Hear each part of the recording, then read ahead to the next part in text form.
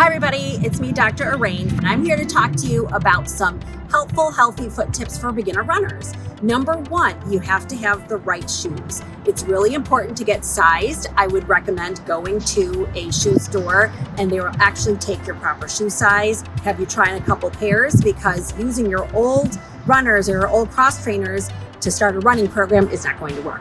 Number two, socks make a difference. You want a cotton blend with something else, another material that will wick moisture away from your foot. Well, the decreased moisture will prevent things like fungus, which can cause athlete's foot or fungal toenails. And number three, you gotta listen to your feet. A lot of beginner runners, they make the mistake of going all out too quickly. This can cause injuries and pain. If you have any of these things, it's important to see your podiatrist. We can get you diagnosed and get you back on your way on your running program.